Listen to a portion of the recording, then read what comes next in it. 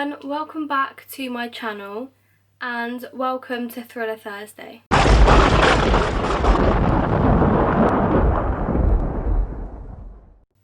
So for today's video I'm going to be talking about the unsolved case of Kendrick Johnson.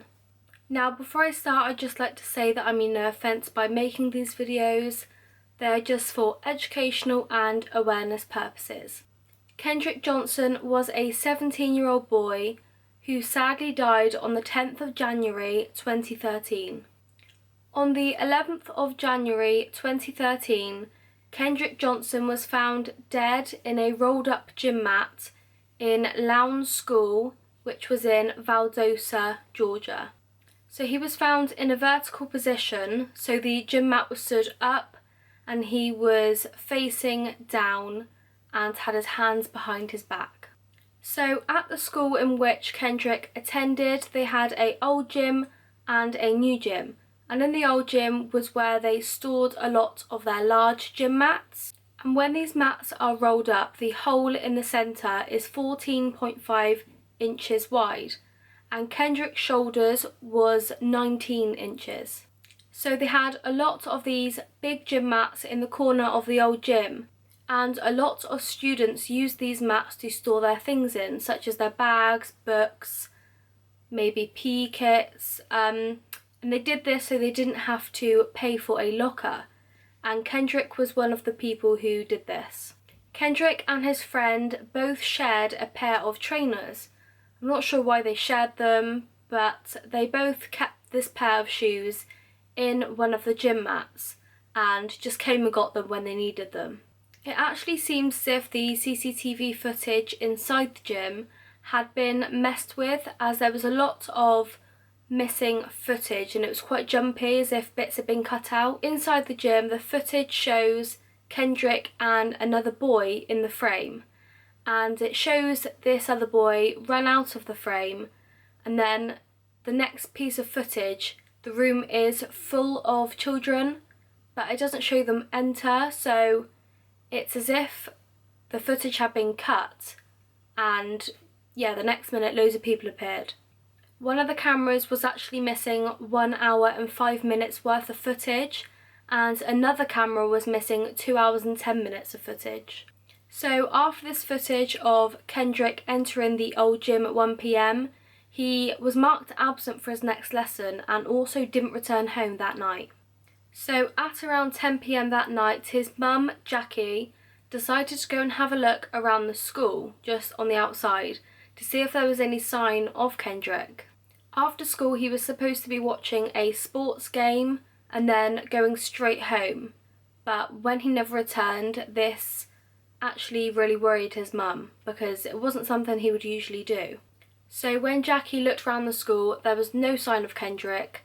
So at midnight that night, she called the police. Unfortunately, the police basically pushed this to the side and said that he's probably out with his friends or a girl and that he might be home in the morning.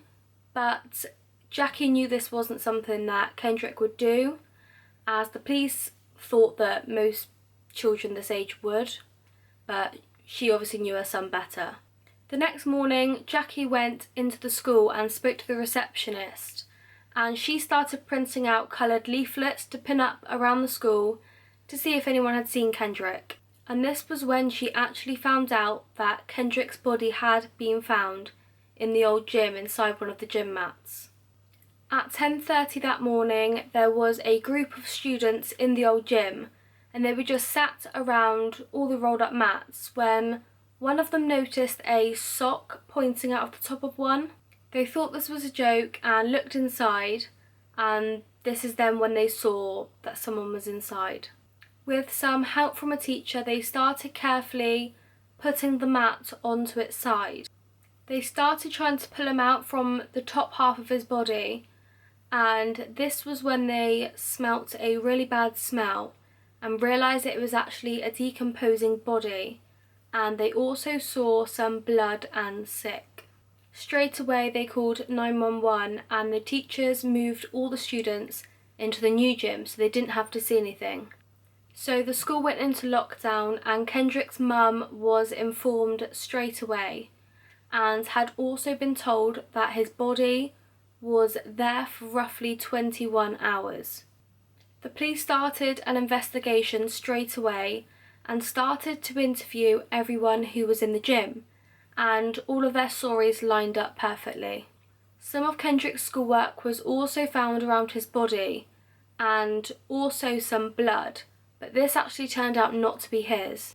In the toilets there was some tissues with blood on it that was also found in the bin, but this also turns out not to be his, and DNA tests show that this was actually a girl's who had an accident the same day. None of the blood at the scene was Kendrick's, apart from the blood inside of the mat where he was. There was also 2 pairs of shoes found as well. One pair inside the mat, and then the other pair, one of the shoes was outside next to the mat, and the other one was actually under his head and it had blood on it. One thing that was weird was 6 hours after the police had arrived at the scene was when they officially declared Kendrick as deceased. I don't know why they would have waited 6 hours, because it was quite clear that unfortunately he was already deceased. Later that night, police ruled Kendrick's death as an accident and said that there was no foul play or anything suspicious involved. Police believe that Kendrick reached inside the opening to get his shoe when he fell in and got stuck, and then died of asphyxiation by suffocating to death.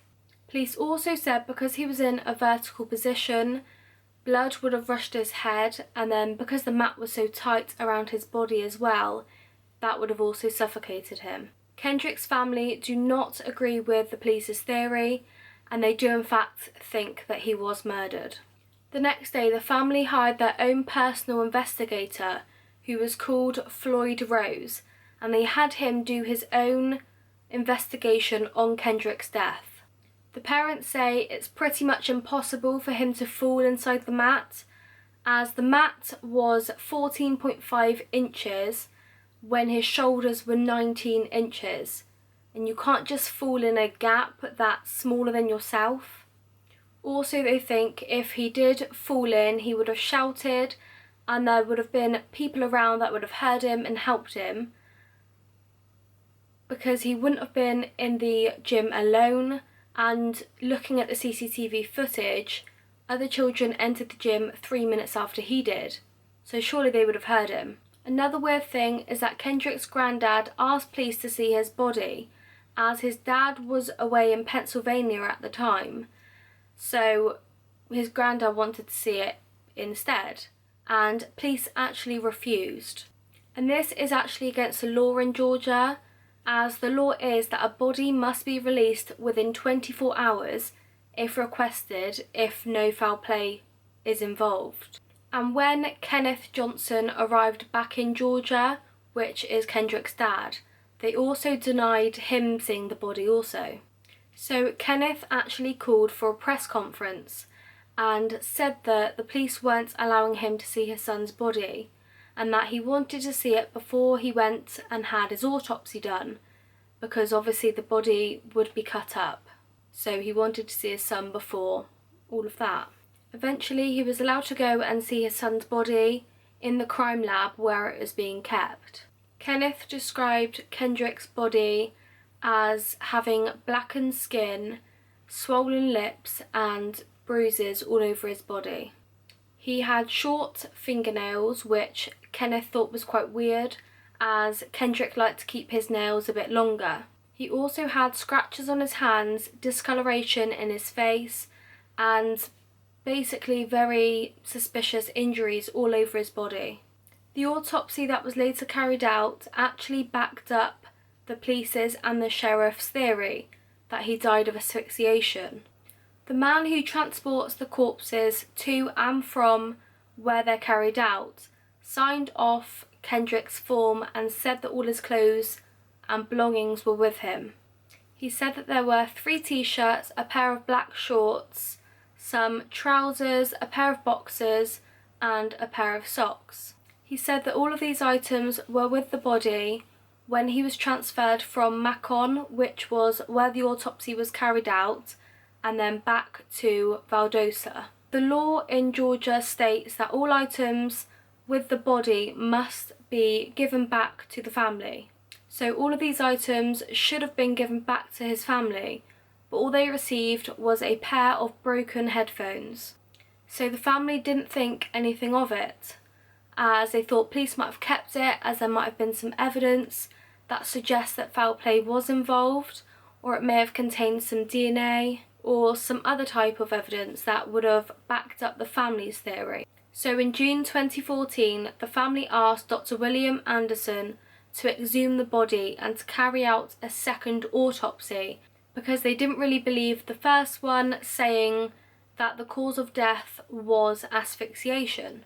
When the body was re-looked at, it was discovered that the body was stuffed with newspaper, and usually when the body's stuffed, it's stuffed with cotton or sawdust. The family weren't happy at all, but police say that the funeral home didn't do anything wrong or illegal. The funeral home also said that they didn't receive any organs from the police, and the police said that these organs were destroyed by a natural process and then discarded.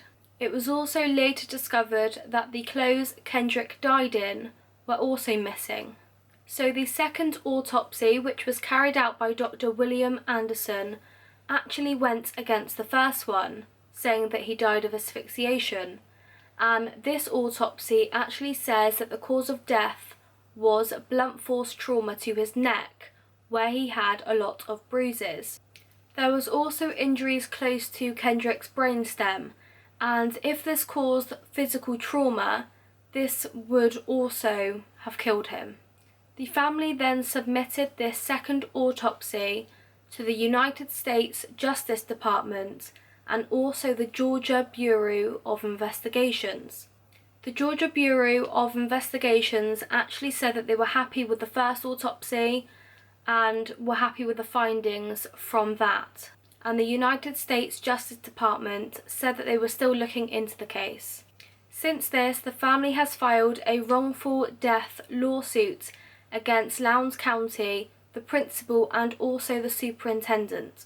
The letter stated how two students at the school, Brandon and Brian Bell, continuously bullied their son Kendrick and said horrible things to him constantly, even in front of teachers, but nothing was done about this. After this, Brandon and Brian both became suspects for his murder. So Brandon was the older brother and Brian was the younger brother, and apparently Kendrick had a relationship with Brandon's girlfriend. Their dad was a FBI agent called Rick Bell, and immediately got his son's lawyers and told them not to speak to anyone. And when the police interviewed everyone, these were the only two people who refused. The police also took Brandon's, Brian's, their dad Rick, their mum and Brandon's girlfriend's phones and laptops and seized them to look for evidence. Also, apparently 2 years before Kendrick's death, Kendrick and Brandon both got in a physical fight with each other. Even though these two boys were suspects, they both had alibis. Brian was actually seen on CCTV footage the other side of the school in a lesson, and Brandon was apparently in another city with his wrestling team. The only weird thing is that apparently their bus didn't leave until 4 p.m, but according to their coach's phone, they were in the city at 1:53 and say that the bus left around 1 p.m, but obviously didn't clock out until 4. So these two brothers were both cleared of all charges and then weren't really suspects after this. And that is all of the information on the case.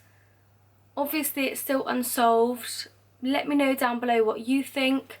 Personally, I think it is a bit suspicious how he was in a gap smaller than he is. So he was obviously forced in there. And also how he had a lot of injuries and bruises on him also suggests that someone else or some other people could have been involved. But yeah, let me know what you think. So I hope you enjoyed. If you did, I'd love if you could give this video a thumbs up and subscribe if you haven't already, and I'll see you in the next one.